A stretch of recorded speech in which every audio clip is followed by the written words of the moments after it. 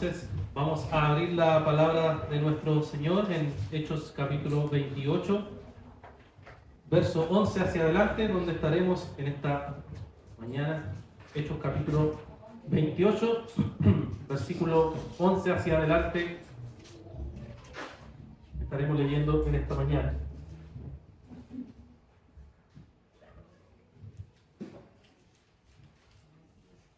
Dice así, Hechos 28, versículo 11. Después de 3 meses nos hicimos a la vela en una nave alejandrina que había invernado en la isla y que tenía por insignia a los hermanos gemelos. Al llegar a Siracusa nos quedamos ahí por 3 días. Saliendo de ahí, seguimos la costa para llegar a Regio. Al día siguiente se levantó un viento del sur y en 2 días llegamos a Puteoli. Allí encontramos a algunos hermanos que nos invitaron a permanecer con ellos por 7 días y así llegamos a Roma. Al tener noticia de nuestra llegada, los hermanos vinieron desde allá a recibirnos hasta el foro de Apio y las 3 tabernas. Y cuando Pablo los vio, dio gracias a Dios y cobró ánimo. Cuando entramos en Roma, el centurión entregó los presos al prefecto militar, pero a Pablo se le permitió vivir aparte con el soldado que lo custodiaba. 3 días después, Pablo convocó a los principales de los judíos y cuando se reunieron les dijo: hermanos, sin haber hecho yo nada contra nuestro pueblo ni contra las tradiciones de nuestros padres, desde Jerusalén fui entregado preso en manos de los romanos, los cuales cuando me interrogaron quisieron ponerme en libertad, pues no encontraron causa para condenarme a muerte. Pero cuando los judíos se opusieron, me vi obligado a apelar a César, pero no porque tuviera ocasión alguna contra mi pueblo. Por tanto, por esta razón, he pedido verlos y hablar con ustedes, porque por causa de la esperanza de Israel llevo esta cadena. Y ellos le dijeron: nosotros no hemos recibido cartas de Judea sobre ti, ni ha venido aquí ninguno de los hermanos que haya informado o hablado algo mal acerca de ti. Pero deseamos oír por ti mismo lo que enseñas, porque lo que sabemos de esta secta es que en todas partes se habla contra ella. Que el Señor bendiga su palabra.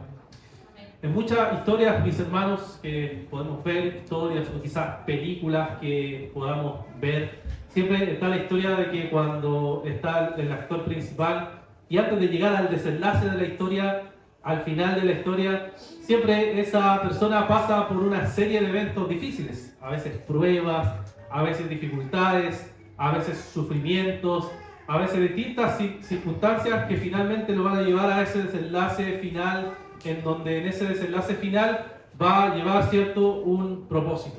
Detrás de toda esa serie de acontecimientos había un propósito, había algo que se iba a llegar, ¿cierto?, a su fin. Y eso mismo es lo que hemos estado viendo con el apóstol Pablo. Hemos visto que el apóstol Pablo, como estamos viendo acá al final de este libro de los Hechos, el capítulo 28, ha pasado por diversas circunstancias, ha pasado por pruebas, ha pasado por dificultades, ha pasado por acusaciones, ha pasado por persecuciones, ha pasado por muchas cosas. Sin embargo, en medio de todo eso, como hemos visto en los últimos capítulos, el 27, el naufragio, el Señor lo guió en todo momento junto a las personas que sobrevivieron con él. El barco se destruyó, sobrevivieron. Después Pablo llegó a la isla, se le pegó a la serpiente, pensaron que estaba maldecido, después pensaron que era un dios, etc. Pablo ha pasado por un número de acontecimientos difíciles, pero todo eso porque había un propósito. Y el propósito, como hemos estado viendo, es que Dios era que guiaba a Pablo a llegar a la ciudad de Roma. Y hoy vamos a estar viendo entonces cómo Dios continúa guiando ese propósito y va a llegar finalmente al destino que todo este tiempo se había propuesto Dios con él, y que Pablo también sabía que iba a ser así, llegar a ese lugar específico que era Roma, y ahí es donde se iba a cumplir el propósito de nuestro Señor. Entonces vamos a ver, mis hermanos, cómo el Señor va a obrar o seguir obrando en el apóstol Pablo para llegar a su destino final, este destino que era Roma. ¿Para qué? ¿Para qué veremos?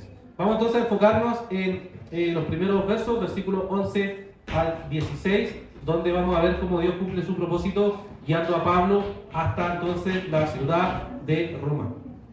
Vimos que Pablo había estado en la isla de Malta junto a todos los demás, que recibió ayuda, que se abrieron las puertas para la predicación del mensaje del Evangelio, y ahora veremos entonces desde los versos 11 al 16 cómo Dios sigue guiando a Pablo rumbo a Roma.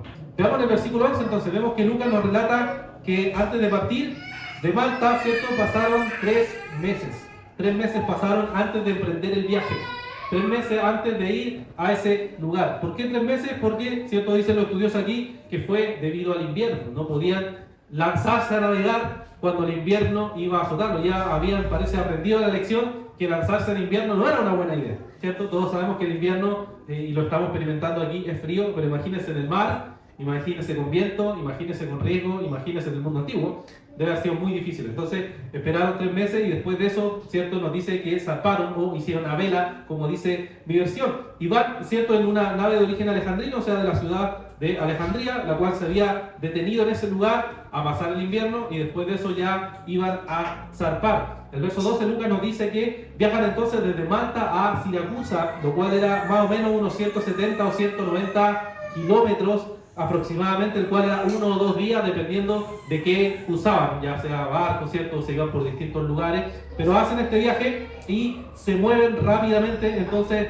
en este viaje. Siracusa es una ciudad romana, ciudad importante por su riqueza y por su fuerte vida intelectual, cultural de la época, y nos dice en el verso 13 que solo se quedan ahí 3 días. Y luego entonces siguen su viaje hasta Regio. Regio era una ciudad portuaria al sur de Italia, donde al parecer se quedan, nos dice, un solo día. Ya en este viaje de Siracusa a Regio aproximadamente viajan 100 kilómetros, y si los vientos eran buenos, aquí nos dice que sí, eran buenos porque se levanta un viento, nos dice, ¿cierto? En el versículo 13, se levanta un viento del sur y entonces eso le permite llegar a otro lugar que es Puteoli. ¿Ya? Y llegan a ese lugar y ahí, ¿cierto? Nos dice luego el verso 14 que en ese lugar, que en ese puerto se encuentran con algunos hermanos. Y podemos ver que todos estos viajes que iban por distintos lugares, Lucas los nombra porque está señalando cómo la providencia de Dios está actuando. Moviéndose de un lugar a otro, de otro lugar a otro, de otro lugar a otro, siempre es la providencia de Dios actuando en medio de todos esos momentos.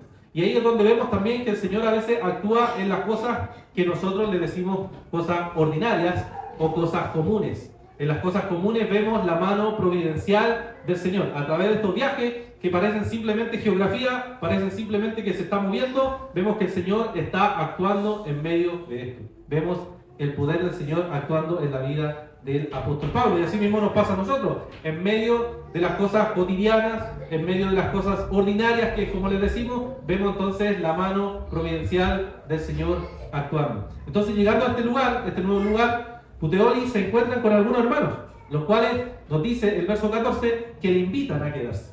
Le invitan a quedarse 7 días para compartir. Esto ha llevado, por supuesto, a preguntarse a los estudiosos cómo es posible que hubieran cristianos ahí antes que Pablo. ¿Ya? ¿Cómo es posible que hayan estado estos cristianos ahí llegando al apóstol Pablo? Todos suponemos siempre que el apóstol Pablo es el que llevó el evangelio para todos los lugares. Sin embargo, acá llega y hay hermanos que lo invitan a pasar 7 días. Entonces, ¿cómo es posible que existieran esos hermanos? Bueno, la respuesta es porque tenemos que poner atención en cuando el Espíritu Santo desciende en Pentecostés, en Hechos capítulo 2. Ahí nos describe, si usted se da cuenta, muchas personas que venían de muchos lugares, y entre ellos estaban personas que venían de Roma, judíos o prosélitos de Roma. Entonces, estas personas habían experimentado el poder del Señor, habían llegado a conocer el Mesías, y estos judíos luego vuelven a su ciudad, o sea, vuelven a Roma, y en Roma, que era una ciudad muy movida, ciertamente, habían de todo tipo de creencias, y estas personas llegan con el Evangelio. Y por eso Pablo, recuerden que va a Roma, y en Roma manda una carta y no los conoce, porque en esa ciudad ya habían cristianos, ya habían personas que conocían el mensaje del Evangelio, pero lo que hace Pablo es explicarles el mensaje del Evangelio de forma detallada. La carta a los romanos es la carta que más se considera lo más sistemático que hay en el Nuevo Testamento. Entonces estas personas seguramente llegaron a Roma, y de Roma luego llegaron a esta ciudad, o eran quizás de esta ciudad, y entonces ahí se formó un grupo de cristianos, un grupo de creyentes, los cuales iban a ir creciendo en la gracia del Señor. Entonces, cuando Pablo llega a esa ciudad, se encuentra con hermanos, se encuentra con creyentes, se encuentra con personas que ya conocían al Señor. Y el Evangelio había llegado hasta su lugar, entonces lo invitan a compartir una semana, o sea, 7 días. Esto de invitarse a quedar significa, hermanos, que se deben haber quedado para compartir acerca de la comunión con el Señor, pero también era compartir la mesa. era compartir los alimentos, era compartir como creyentes. Y eso es lo que nos dice la palabra del Señor, que es lo que hacemos los cristianos, que es lo que hacemos comúnmente. Romanos capítulo 12, versículo 13, nos dice el apóstol Pablo, escribiéndole a los mismos hermanos de Roma, contribuyendo para las necesidades de los santos, practicando la hospitalidad. Y eso era parte, ¿cierto?, esencial de la vida como creyente. Siempre recuerden, en el mundo antiguo no había hoteles, no había lugares donde quedarse. Entonces era crucial abrir el hogar. ¿Para qué? Para sostenerse y para compartir, para tener comunión. Hebreos capítulo 13, versículo 1 y 2 también nos recuerda esto. Hebreos 13, verso 1 y 2. Permanezca el amor fraternal. No se olviden de mostrar hospitalidad, porque por ella algunos, sin saberlo, hospedaron ángeles, ¿cierto? Haciendo alusión a cuando llegan los ángeles con Abraham, ¿cierto? Antes de llegar a Sodoma y Gomorra y destruir Sodoma y Gomorra. Y entonces Pablo había tenido un largo viaje, como hemos visto, había viajado de un lugar para otro, no seguramente no eran viajes cómodos de un lugar a otro, de llegar de una ciudad a otra, de subirse a un barco, de bajarse a un barco, constantemente eso obviamente cansa, los viajes todos hemos experimentado, me imagino yo, viajar larga distancia y que el cuerpo un poco se canse, tanto viajar. Bueno, Pablo en el mundo antiguo, donde era mucho más difícil, le había sido difícil esos viajes, y que unos hermanos lo invitaran a compartir con él, a disfrutar la mesa, a comer, a pasar tiempo en comunión, era marcas, ¿cierto?, de una vida cristiana buena. Y hermanos, aquí, ¿cierto?, es pensar sobre nosotros mismos, cuán importante es considerar la hospitalidad, cuán importante es abrir la casa, cuán importante es disfrutar de la comunión unos con otros, cuán importante es, hermanos, tener ese momento en donde tendremos esa comunión como creyentes. Y eso ciertamente en nuestra cultura individualista es algo que cuesta cada día más. ¿Por qué? Porque el mundo se ha infiltrado en la iglesia. A veces no lo vemos así, pero así es. ¿Por qué? Porque somos más cerrados en nuestras vidas, más cerrados en nuestra comunión, más cerrados en nuestra hospitalidad, porque el mundo ha entrado a la iglesia. Y porque no nos damos cuenta de que esas cosas eran esenciales para mostrar el amor cristiano, la comunión cristiana, la hermandad cristiana unos por otros. Pero aquí los hermanos dicen que reciben al apóstol Pablo, están 7 días juntos y 7 días tienen comunión. Y nosotros, ¿cierto?, nos soportamos un poquito, nos vamos a hacer con Biblia, y ya de ahí que te vaya bien, hermano, ¿ya? Pero sin embargo aquí, 7 días juntos viviendo en comunión. ¿Se imaginan? Abrir su casa, abrir su vida, estar en comunión unos con otros. Eso era muy, muy importante, compartir alrededor de la mesa. Y entonces al final del verso 14 se nos describe que después de estar con estos hermanos, ¿cierto?, se llega finalmente a Roma, ¿cierto? La distancia entre Puteoli y Roma era aproximadamente 200 kilómetros, en un viaje que se estimaba entre 5 a 7 días dependiendo del medio de transporte. Y el verso 15 Lucas nos dice entonces, antes de entrar a Roma, la noticia ya se anunciaba. Se anunció la noticia de que el apóstol Pablo iba a llegar a Roma, y entonces dice que hermanos fueron a recibirlo. Versículo 15, ¿cierto? Nos dice que reciben la noticia y entonces vienen desde allá a recibirnos hasta el foro de Apio y las 3 tabernas. ¿Ya? Estos detalles son importantes porque tienen que pensar en lo siguiente. Estaba Roma, la ciudad de Roma, pero antes de llegar a Roma había estos 2 lugares que nos nombran aquí, ¿ya? Que eran lugares de descanso. El foro de Apio era un lugar donde los viajeros descansaban, donde tomaban agua, donde dejaban a sus animales, y era un lugar de espera, unos 100 kilómetros, 90 kilómetros fuera de Roma. Entonces Pablo venía por ese lugar, ¿cierto? Iba llegando, y de ahí se pasó la voz, oye, viene el apóstol Pablo, y los hermanos salieron a recibirlo. Y ahora imaginen, para llegar y salir a recibirlo tuvieron que caminar toda esa distancia, o andar en medio de los animales, ¿cierto? Entonces corrieron a recibir al apóstol Pablo. También de las 3 tabernas, ahora otro lugar de descanso, era más pequeño, sí, pero era otro lugar de descanso, y también supieron que venía el apóstol Pablo y salen inmediatamente a recibir al apóstol Pablo. Y por eso nos dice al final del verso 15, cuando Pablo los vio, dio gracias a Dios y cobró ánimo. Dio gracias a Dios y cobró ánimo. ¿Por qué? Porque había tenido un largo viaje, estaba seguramente cansado, quizás, como nos dice ahí, que cobró ánimo, lo cual quiere decir que no estaba animado, estaba seguramente cansado del viaje y de todas las dificultades que significaban, pero al ver, dice a los hermanos, se alegró. Se alegró porque nuevamente vio hermanos que vienen a recibirlo, hermanos que lo reciben, hermanos que participan con él, hermanos que se van a relacionar con él. Y vemos nuevamente eso, hermano, la importancia de la comunión. la importancia de la comunión como hermanos, la importancia de cuando estamos desalentados, la palabra de Dios por medio de hermanos nos anima. Cuando estamos cansados, por medio de hermanos, el Señor usa para animar nuestra vida. Por supuesto, el Señor es el único perfecto que nos va a animar perfectamente, pero Dios ha usado y usa a los hermanos y a su iglesia también para animarnos unos a otros en el Señor. Mi hermano, y eso supone hacer un esfuerzo.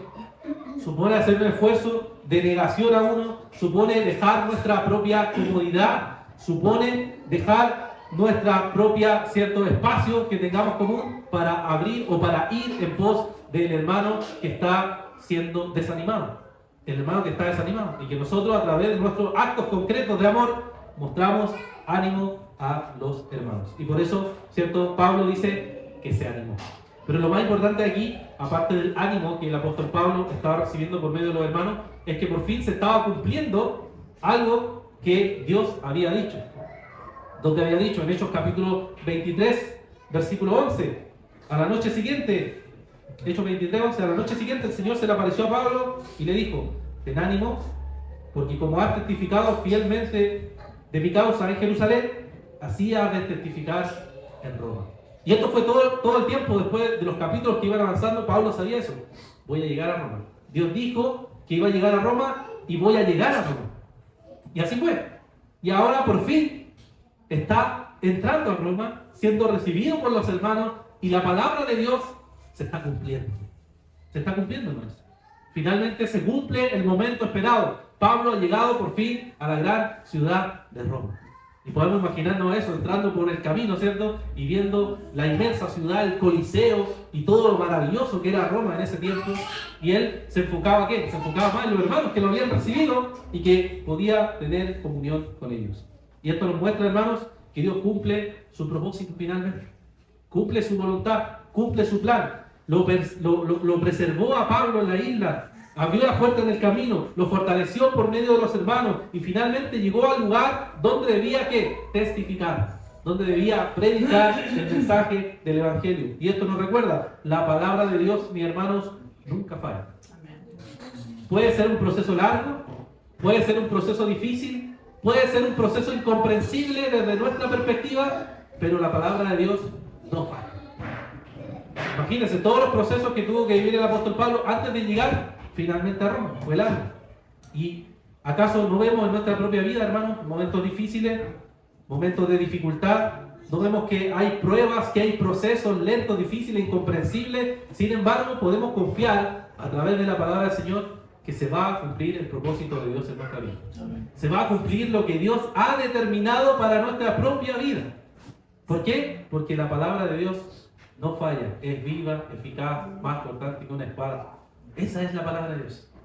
Esa es la palabra del Señor. Y podemos ver aquí cómo se cumplen las promesas. Y aún hay promesas por cumplirse en nosotros. La segunda venida del Señor, cuando el Señor venga a juzgar el mundo, cuando todo este mundo con todas sus pecaminosidades y todo este mundo perverso sea transformado, renovado por el Señor, cuando los malvados aparezcan y estén postrados ante el Rey glorioso descendiendo de los cielos, todavía quedan promesas. Pero podemos confiar que aunque lo vemos lejano, o a veces la gente o el mundo se ríe, nosotros entendemos que se va a cumplir. Esa palabra se va a cumplir. Mi hermano, hay que confiar y seguir confiando en las promesas de la palabra del Señor. Hay que seguir aferrándonos a esta palabra, porque ella es fiel. Tal como se cumple en Pablo al llegar en Roma, también lo podemos ver en nuestras propias vidas. ¿Cuántas veces el Señor ha mostrado su fidelidad, su misericordia, cumpliendo su promesa, sus palabras en nuestra vida? Y luego de eso, vemos que bueno, se cumple, al fin estoy en Roma. ¿Qué tengo que hacer ahora en Roma? Diría Pablo, ¿no? Llegué hasta Roma ahora y vemos entonces, ahora moviéndonos los versículos 17 al 22, vamos a ver cómo Dios cumple su propósito abriendo las puertas para la proclamación del Evangelio. ¿A qué Dios había mandado a Pablo a Roma? ¿Qué había hecho para guardarlo? Para que él pudiera testificar, para que él pudiera predicar, para que él pudiera anunciar el mensaje del Evangelio. Y entonces vemos en el verso 17 que Lucas nos dice que apenas 3 días después de llegar a Roma, Pablo toma la iniciativa y reúne a los principales líderes judíos. Aunque estaba preso, ya vimos que estaba preso, pero que quedó preso de forma aparte, ¿cierto? Cuando nos dice el verso 16, se le permitió vivir aparte por el soldado que lo custodiaba. Y después de esos 3 días después, Pablo convoca y llama y dice: ya, reunamos a los principales líderes judíos. Aunque él estaba preso, su prioridad seguía siendo predicar el mensaje del Evangelio. Y iba a comenzar, obviamente, por lo que hemos visto a través del libro de los Hechos, por su mismo pueblo, por los judíos. Y por eso los convoca. Pablo no esperó que las oportunidades llegaran, sino que simplemente tomó la iniciativa y dijo: voy a proclamar, para esto he sido llamado, para esto he sido escogido, lo que tengo que hacer es predicar el mensaje del Evangelio. Y listo, empezó, reunió a las personas para proclamar ese mensaje. ¿Por qué hacía Pablo esto? Es porque Pablo amaba a su pueblo. Y él ha dado testimonio a través de todo el libro de los Hechos. Cuando llegaba a cualquier lugar, en los viajes misioneros, entraba primero a la sinagoga. Y trataba de convencerlos a través de la Escritura de que Cristo era el Mesías. ¿Se acuerdan? Todo el libro de Hechos hemos visto eso. ¿Y eso es por qué? Porque amaba a su pueblo. Y él mismo lo dice en Romanos capítulo 9, versículo 1 al 3. Romanos 9, versículo 1 al 3. Dice lo siguiente Pablo: digo la verdad en Cristo, no miento, dando testimonio mi conciencia en el Espíritu Santo de que tengo gran tristeza y continuo dolor en mi corazón, porque desearía yo mismo ser anatema, separado de Cristo, por amor a mis hermanos, mis parientes, según la carne. Él dice: estoy dispuesto a yo ser maldecido por Dios, con tal de que el mismo pueblo conozca la palabra del Señor. Me parecería que yo fuera condenado al infierno, con tal que mis familiares conozcan la palabra de Dios, que mis parientes conozcan la palabra de Dios. Pablo es como el agricultor que llega a su parcela y no espera nada, empieza a tirar la semilla, no, la lanza, y listo. Así era Pablo, estaba totalmente deseoso de que otras personas conocieran el mensaje del Evangelio. Y estando ahí preso, entonces proclama y lanza la semilla. O sea, él aprovecha esa oportunidad que tiene de predicar el mensaje del Evangelio. Y pasa con nosotros que a veces esperamos el momento perfecto, decimos, ¿cierto? Vamos a esperar el momento perfecto para hablarle a esta persona del Evangelio.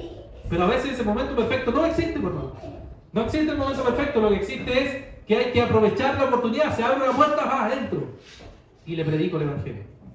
Que estoy en una relación con un amigo no cristiano, que tengo una amistad con un amigo no cristiano, una amiga no cristiana, entonces en cualquier momento, en cualquier circunstancia, yo le puedo proclamar el mensaje del Evangelio. O un familiar, le puedo anunciar el mensaje del Evangelio. Aprovecho las oportunidades que se dan para proclamar el mensaje del Evangelio. Y oportunidades van a haber muchos: problemas, pérdidas, dolores, sufrimiento, alegría, incluso se pueden usar para mostrar cómo Dios es bueno. Para explicarle a las personas cómo Dios ha permitido que tenga un año más de vida. O incluso celebraciones que hay, como hoy día, el Día del Papá. Podríamos usarlas también para proclamar el mensaje del Evangelio. El tema es pensar cómo usar todas esas oportunidades para lanzar la semilla del Evangelio. Y lanzarla y dejarla ahí. Y esperar que el Señor haga brotar esa semilla conforme a su palabra. El apóstol Pablo hacía eso. Mi hermano, pero nosotros hacemos eso, aprovechamos las oportunidades que Dios nos da para predicar el Evangelio. ¿Tú aprovechas esas oportunidades para proclamar el mensaje del Evangelio? Las oportunidades que Dios te abre en tu trabajo, en tu estudio, con tus amigos, con tus familiares, o en este día o en otros días. Aprovecha esa oportunidad para proclamar, lanzar la semilla del Evangelio y predicar y anunciar esta buena noticia. Pablo hacía eso. Estaba constantemente usando las circunstancias, incluso difíciles de su vida, para proclamar el mensaje del Evangelio. Y lo que hace Pablo entonces, después de convocar a estas personas, nos dice desde el verso 17 al 20, Lucas nos describe en detalle cómo Pablo entonces explica a los judíos cómo había sido esta travesía y cómo había sido esta relación con los que lo habían perseguido. ¿Cuál había sido esta relación? Y él nos dice, primero, ¿cierto?, que él es inocente, en el verso 17, sin haber hecho yo nada contra el pueblo, ni contra las costumbres o tradiciones de nuestros padres. Pablo deja claro que él no es culpable, que él no ha distorsionado la palabra de Dios, él no ha distorsionado las enseñanzas judías, sino que lo único que ha hecho fue proclamar el mensaje del Evangelio. Entonces las acusaciones que habían contra él, que se le hicieron, ¿se acuerdan ustedes en Asia? Cuando le dijeron que había entrado a un gentil al templo, que había profanado el templo. Pablo dice, nada de eso es verdad. Yo no soy culpable de esas cosas. Yo no intenté distorsionar lo que la palabra de Dios dice, ni tampoco los mandamientos que nosotros conocemos como judíos. Entonces yo no soy culpable para nada en eso. Luego Pablo explica que las autoridades romanas no encontraron en él nada digno de muerte. Esto ocurrió durante los interrogatorios. Recordarán, el tributo romano no encontró delito contra él. En Hechos 23. El gobernador Félix tampoco halló evidencia para condenarlo en Hechos capítulo 24. Más adelante Festo reconoció que Pablo no había cometido ningún delito de muerte. Y finalmente el rey Agripa concluyó diciendo que no haya ninguna cosa de muerte ni de prisión en él. Entonces no hay nada que las autoridades romanas o judías pudieran hacer. Y él explica que en verdad lo que sucedió es que los judíos se pusieron a su liberación. Aunque los romanos querían dejarlo libre, la hostilidad de los judíos, de los acusadores, hizo que la situación legal se prolongara de tal manera que entonces él tuviera que apelar a César y a su derecho como romano. Él apeló porque lo presionaron a apelar. Y por eso él apeló a Roma. Sin embargo, Pablo aclara algo muy importante. No apeló para acusar a la nación judía. Lo que él hizo fue apelar para ir a Roma. Algo que él sabía que así iba a acontecer. Entonces Pablo explica todo esto. Y termina señalando y diciendo que por causa de la esperanza de Israel lleva estas cadenas. O sea, la razón de que yo esté encadenado es porque yo he proclamado lo siguiente: Jesús es el Mesías y ese Mesías trae la esperanza para ustedes. La esperanza de la salvación. Mis cadenas no son por hacer algo malo. Mis cadenas son por proclamar el mensaje del Evangelio. ¿Que cuál es? Que estaba prometido desde el Antiguo Testamento y que ahora se ha cumplido. Y eso constantemente es lo que ha hecho el apóstol Pablo. Pablo enseñaba que todas las promesas se habían cumplido y habían venido realmente en Cristo. Precisamente por esa verdad, Pablo ha sido perseguido durante todo el libro de los Hechos, y lo que Pablo quiere dejar claro a los judíos es que él no está preso por ser un criminal, sino por anunciar el Evangelio. Pero aún en medio de eso, Pablo dice en Filipenses capítulo 1, versículo 12, que quiere que sepan que esas dificultades han sido un testimonio para el Evangelio. Filipenses capítulo 1, versículo 12, dice: quiero que sepan, hermanos, que las circunstancias en que he estado involucrado han redundado en un mayor progreso del Evangelio, de tal manera que mis prisiones por la causa de Cristo se han hecho notorias a toda la guardia pretoriana y a todos los demás. Este es otro encarcelamiento diferente al que vive ahora, pero fíjense que él dice: yo he sido encarcelado y ese encarcelamiento ha servido para el bienestar y el progreso del Evangelio. Es como que usted dijera: la enfermedad que yo tengo la he usado para el bien del Evangelio.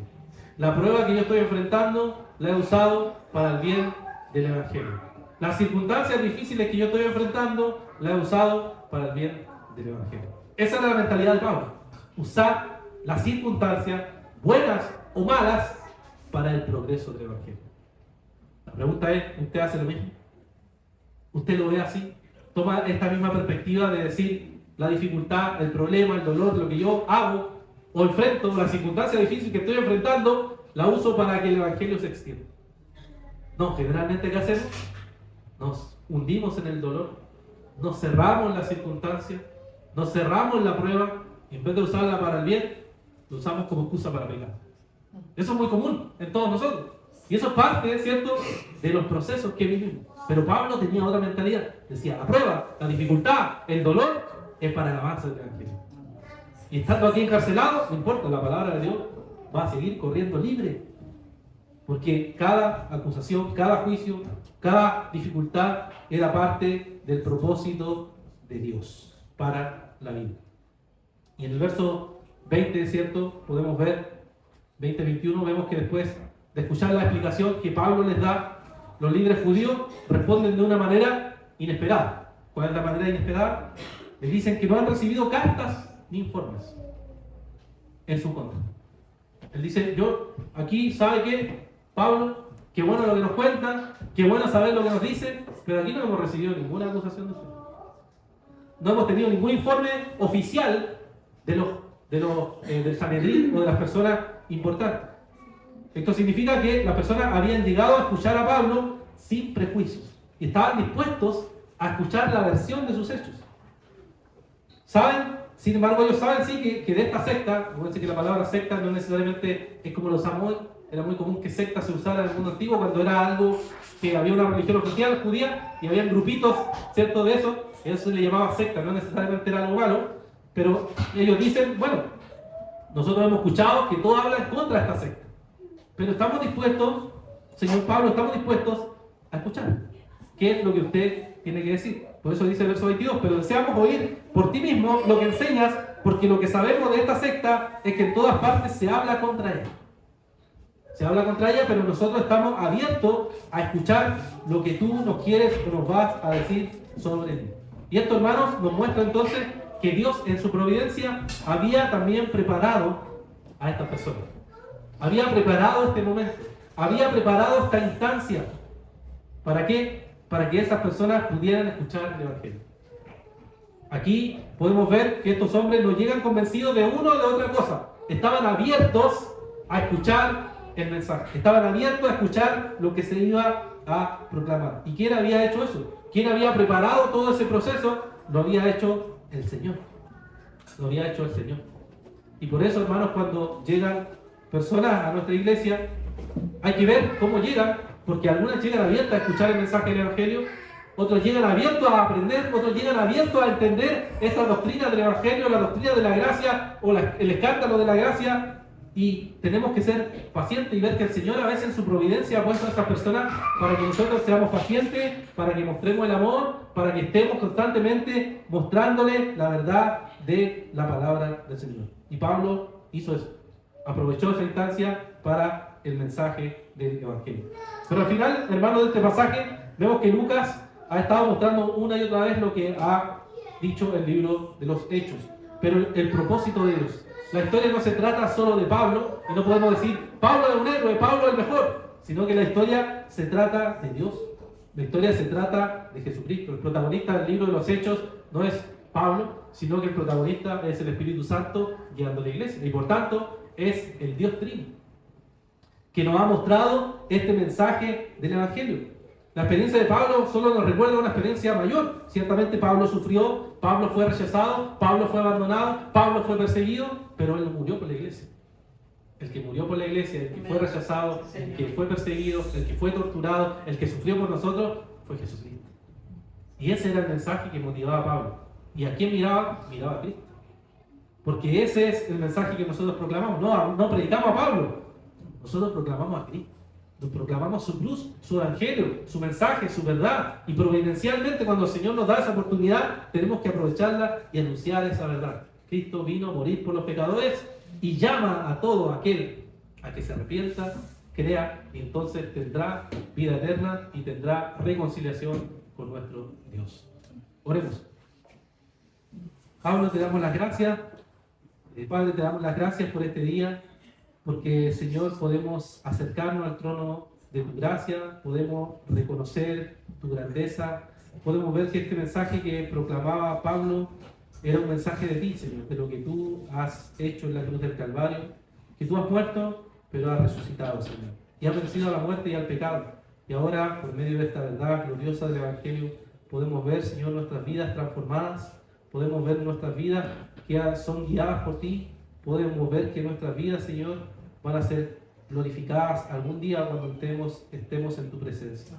Te alabamos, Señor, porque tú eres bueno, bondadoso y misericordioso, y te pedimos que nos ayudes a proclamar en cada momento, Señor, el Evangelio, en cualquier momento que tú nos pongas, en cualquier circunstancia que tú nos pongas, que nuestra boca se abra para anunciar esta buena noticia.